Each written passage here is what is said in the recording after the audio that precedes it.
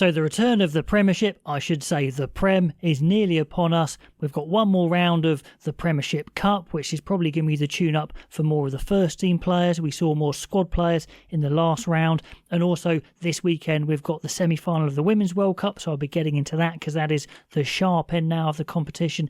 England versus France, we get the big teams starting to meet. And also in the first round of the Premiership, they actually don't play very cleverly on the final of the Women's World Cup, so they play Friday and Sunday, which makes a lot of sense, but it's upon us. So I wanted to go through the squads and say which of the squads do I think is the strongest, rank them from 1 to 10, and I'm just going to say that is my prediction as well, because of course squad strength is a big predictor of how well you're going to go in the Premiership. Obviously not everything, your best 23, as long as it's good, is going to take you a long way, but depth is really important. And obviously this is massively subjective. It's based on my watching of the Premiership last year, and I did a round review on every single round, and I watched pretty much every single game, plus of course all the internationals, the Lions. So it's based on that, but there's plenty of players I don't know, as well as the fans of those clubs. So please let me know about players I should be bigging up more. But from my point of view, I'm pretty happy with my 1 to 10, certainly my 1 to 3. I think there's 3 squads that have the biggest depth, the strongest squads for me, but please let me know where you differ, because that is the fun of this. And if you haven't subscribed, that would be fantastic, but also do put on the notifications, because there's always plenty of videos coming thick and fast, and that's something I don't normally ask, but I think that is probably a good idea for notifications. Anyway, let's go in straight away to number 1 in my slot, and it's Bath. It has to be. It's an obvious one, and they're stronger. I think they're slightly stronger than last year. They haven't really lost anyone particularly. A couple of players, say Orlando Bailey has gone, but they're still very strong at fly half, and they've added a few really strong players. Let's just play the screen recording of the squad list that we've got up here, and let's go through some of these players. I'm not going to mention all of them, but just the ones that really stand out to me straight away. Henry Arundel, the new addition from Racing 92. He should be better for his time away. He should have matured. Let's see how all-round his game is. We know he's absolutely electric, very quick, very explosive, but what's his all-round game? Is he going to get some time at 15? I don't know. I think he's going to be an out-and-out wing, but watch this space. Is he going to get in the starting team? You'd think so, because he's been signed for a reason. Alfie Barbary didn't go on that tour to Argentina, so he's going to want to prove a point. And really, players who are international quality but aren't in international squads are just like gold dust to these teams. If you have a player like Alfie Barbary who's always available, who's not away in internationals, that's a really good reason to say these clubs have more of a chance in the Premiership, actually. A player who I think who might have a bit of a breakthrough season is actually Tom Carr-Smith, the scrum half. I think he's going to be the number 2 under Ben Spencer and will get plenty of game time and maybe play himself into international reckoning at some point, maybe this season, maybe next. Santi Carreras is there, incredibly useful. What a great signing again. I mean, Arundel and Carreras, 2 fantastic signings, as if the backline didn't have enough stars as it is. Izzy can play fullback, maybe some 10. Just such great backup to have a guy who can slot in at 10, who's an international 10 and an international fullback. That man down there, Tom de Glanville, will not like the sound of, because he's established himself as the number 1, and that's probably going to be, bumped away, but we'll see. Could be a good battle. Tom Statoy, of course, I always said is probably the best all-round tight head in the world. We'll see the electric Kieran Donahue at fly half and fullback as well. So just so much quality is ridiculous. Now, one of the players that keeps on delivering is club cult legend Tom Dunn, the hooker. Probably still going to be the starting hooker, but Dan Frost has been signed, and also we will see Kepu Tupelutu from the academy squad playing a lot of first team. So that's going to put some competition on Tom Dunn, but he is defying all the odds. He is sticking around and being a fantastic player. And then another reason why they're number 1 is just the depth. You've got Archie Griffin, who could be Wales's best tight head, who probably won't get a huge amount of game time. You've got Thomas Satoy ahead of him, which is crazy. You've got internationals like Chris Harris, who again might not get regular starts. So it's that depth they've got they can call on when there's international breaks, when there's injuries. It just helps so much. Then of course, I'm a fully paid up member of the Ted Hill fan club. He is absolutely top quality. Hopefully he'll get some time for England, but the competition is so hot. Lawrence is back already to full fitness. It looks like he's ready to roll. He's been named in the England squad, which is always a good sign, and that's going to be a massive addition as well. But they were strong in the centres anyway with him away. And man, I could talk about so many Bath players, it's ridiculous. But I mean, Max Ajomo was fantastic breakthrough season last season. He's going to get even better. Guy Pepper looks like he's going to be, maybe a starting England flanker soon. I think definitely the 23 very soon. Then you've got Scotland international Cam Redpath also in the centres. Miles Reid gets a lot of starts as well, but the competition in the back row was ridiculous. So just absolutely crazy. Then you've got the starting halfbacks of Ben Spencer and Finn Russell. Top quality international, so much know-how. Underhill's there as well. It's easy to forget players like that. So Bath there at number 1, spent a bit more time on that squad just because it's so good. Number 2, I'm saying, is Saracens. Now, they underachieved in the last season, didn't get into the playoffs, but when you go through their squad, there's so much quality there, experience, international quality, and some really good youngsters as well. I'm actually saying they're number 2, which could be a little controversial, but when you look through it, you've got Onyama Christie back. He's a Scotland international. He's amazing with Ben Earl. Amazing back rows there. You've got Charlie Bracken. He is one to watch. He's going to be getting some starts, I think, at scrum half, certainly on the bench. Daly's rehabbing, but he's incredibly reliable, as we know. Fergus Burke, very interesting, has been a breakthrough player almost for them, has been really coming into his own and playing for Scotland, and now he's got the threat, if you like, of Owen Farrell, maybe trying to take his place, maybe playing 12. That's going to be very interesting. Fergus Burke has had a season of getting his feet under the table. Now you've got the addition of Owen Farrell, which is why part of the reason I've put them up to number 2. Then you've got more international quality. Jamie George, of course, one of the best technical hookers in the world, and we've been seeing a lot of Juan Martin Gonzalez in the Rugby Championship. He is a world-class back rower, another reason why they're definitely close to Bath for quality and depth. And easy to forget, they've got Lucio Cinti as well, an amazing player for Argentina outside centre. So much quality. It really is scary that they didn't get in that playoff last time. Massive underachievement, like I said. And of course, they've got Mara Itoje and now a returning Max Malins. Obviously went away to Bristol, has been injured, come back. So that's another big addition alongside, of course, Owen Farrell. Tompkins has been there. A guy we've spoken to quite a bit on the channel interview-wise is Olamide Sodake. He is a quality young second row big bruiser. Ollie Hartley only saw a little bit off because of injury, but I think he could have a breakthrough season as well. And then interestingly, we've got Theo Dan, who's actually being dropped out of the England squad at the moment. If he's not playing internationals, that's great for Saracens.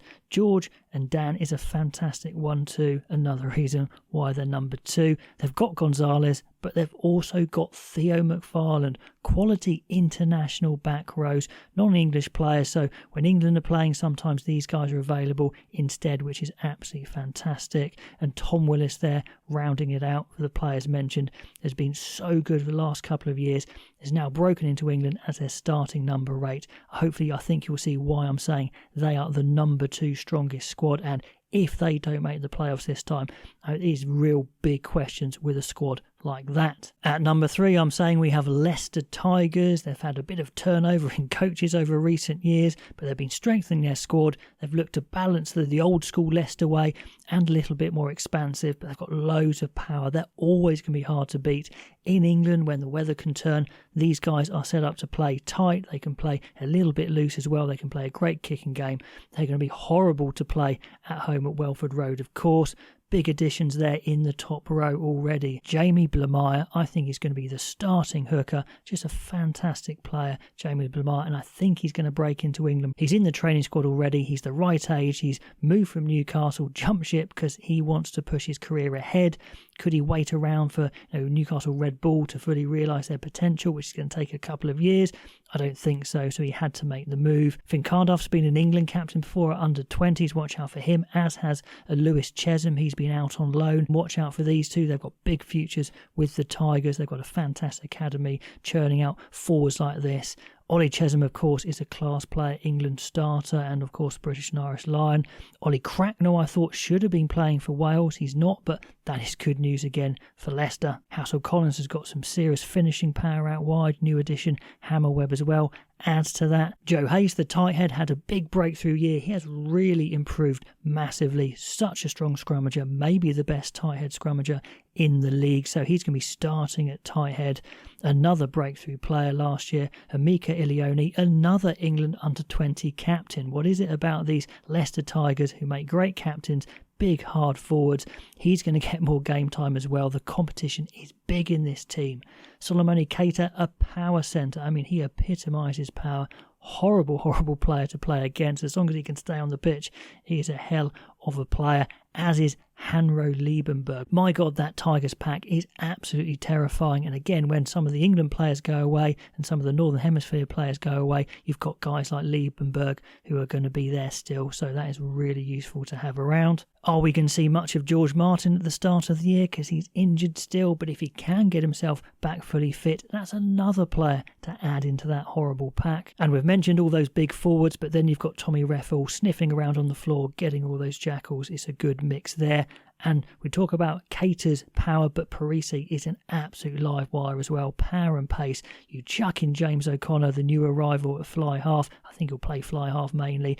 It is really dangerous in that back line with the power and now the creation of James O'Connor. So I definitely think this Tiger squad has improved. Radwan joined midway last year and has been scoring tries for fun. So it's just so good. We see two guys at the end there. Jack Van Portfleet's going to be their starting scrum half, a really solid all-rounder. Joe Woodward had a breakthrough season last season as a ball-playing centre who's got some size on him as well. So loads of options in the centre. So I think Bath, Saracens and Leicester are the runaway three strongest squads in the Premiership, putting them in that order, but let me know if you agree or disagree. Then at number 4, I'm putting Sale. It's a tricky one. There's not so many big names in Sale, but they're big, they're hard, they're honest. A new big boy, Ruben Logan. Pat Sarnson described as a real lump, so watch out for him, but I don't know if he'll play too much. Some youngsters, Ty Raymond, Ralph McEachran, young props for England, and they could have a breakthrough year, as might Tom Burrow. Some good young English talent there, but again, maybe not going to get a load of game time. One guy that will start is young England prop Asher Apoko Fajor. He's going to get better and better. So I love the core of young English talent in this Sale squad. You should see it improve as well. Ben Bamber's another guy there, another young England forward. Cowan Dickey, not so young, but still playing fantastically well as their starting hooker probably. Jack Vermeulen, what a great signing from Exeter, probably their best forward of the last year, and another fantastic signing, which is why they've bumped up to number 4 for me. Nathan Jabulu, a great steal from Harlequins. Could he push Cowan Dickey for a starting spot? Certainly coming on as an explosive hooker replacement, he's going to be great. Tom Curry always has a bit of injury, but then when he comes back, he's fantastic, so he'll be back online at some point. Bevan Rhodes had loads of experience for England, the loose head there. Then we've got some more big boppers. We've got Dan Dupree. Ben Curry has come on leaps and bounds. He's playing at the top of his game. So just hard, honest, lots of young England talent. Maybe in the backs, not so many big names, but they're led by George Ford, who's just a master of manipulating defences. Massey White had a bit of a breakthrough season, the young England centre, although not quite so young now, but certainly he's a powerful 12. Alex Wills, he is a young England winger, young England under-20s winger. He'll get some more starts as well. Then you've got the pace and power on the wings of Tom Roebuck on one side and the absolute rocket ship Aaron Reid. And can Rafi Quirk finally fulfil his full potential at 9? That's going to be interesting. And more quality down there. Robert Dupree, I think, played pretty much every minute of last season. Can play 10, can play centres. Such a useful squad player. And Carpenter got himself on the England tour. Not in the squad at the moment, but he's going to be their starting 15. A really solid all-rounder. So that's my breakdown of the Sale squad, and I'm putting them at number 4. Number 5, Bristol. Maybe they should be at number 4. I'm probably going to be talking about slightly less players as we go down the list. Of course, we see Ellis Genge, who's absolutely on top of his game. World-class loose head, a lion, of course. Van Rensburg, maybe one of the best 12s in the league. Fitzharding, the club captain, always fantastic. Ibitoy got injured halfway through last year, but he was tearing it up. Is he going to play for England? Maybe last year was going to be his big chance and it didn't happen. Mata is just absolutely terrorising defences always. And I think part of the reason they're going to do so well is a lot of these players who are good enough to play for England are not going to be playing for England. So the likes of Harding, Ibitoy, O'Grey we see there, Randall's not in the squad, Thacker's not going to be in the squad again. They're all going to be available all the time for Bristol, which is absolutely fantastic. Guys in the peak of their game. Two guys I want to talk about, 2 second rows. Joe Batley has been featuring in England A squads, but lock Joe Owen is someone I really want you to watch. He's a young, talented, athletic lock. Can he make a charge for international recognition? Some of these guys in Bristol maybe haven't had the recognition they deserve, maybe because they do play such a radical game plan under Pat Lam. It's hard to tell how well they do in the international scene. Now, the signing of the season is, of course, Lewis Rees-Zammit, maybe the headline signing of the whole Prem. I mean, he fits Bristol down to the ground, attack from everywhere, run. Lewis Rees-Zammit might be playing some fullback as well, and as a counter-attacking fullback, could there be anyone better? So he's going to absolutely love it. Rounding off the squad, we've got players who are underrated like Rich Lane, who's so good in the back three, but again, has never really had a sniff at international. Tom Jordan broke through for Scotland. It's going to be so useful. Will he play fly half? Will he play centre? It's a really good conundrum to have. It's a good all-round squad with lots of underrated players, a lot of players who are going to stick around even through international breaks, which is why they're at number 5. Now, I know Northampton have been champions 2 years ago, but I still see them down as number 6, maybe not quite as deep as some of the other sides, but still plenty of great players in here. Alex Coles obviously has been going from strength to strength and now in with England pretty much permanently. Good signing from Newcastle again, Callum Chick. He's going to be really taking up some of the heavy carrying for them. We know Dingwall is a fantastic all-rounder. They've got Furbank back, fitness, the captain, so that's going to be great. Freeman, we know, is a world-class back three player. Maybe we'll see him at centre as well. Will we see a bit more George Hendy this year? He did keep getting injured, but he was definitely knocking on the door of England. Such an elusive player. Runs very bandy-legged, but goodness me, he is absolutely dangerous. The cool sign of Northampton is creativity, and Hutchinson screams that. The centre can play 10, can play 12. Langdon's going to be their starting hooker, and he's very much a running athletic hooker rather than a big bruiser.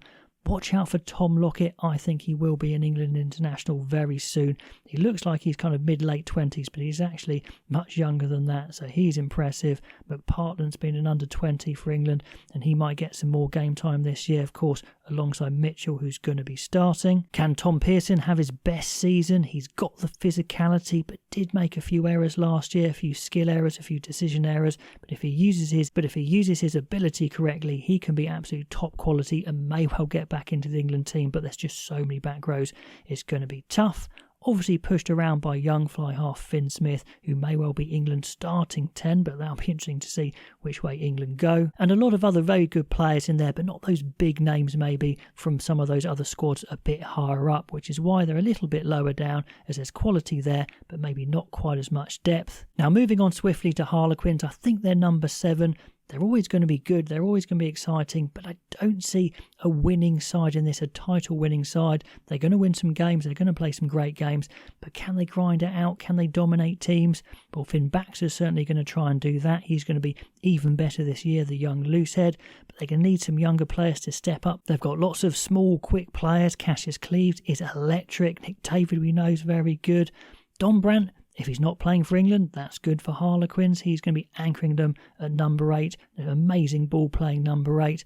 Evans is always fantastic over the ball. Kenningham's going to go through a bucket full of work. They do have some big boppers, Launchbury, Lauday, Levis, but are they quite of the quality of some of the others? I don't know.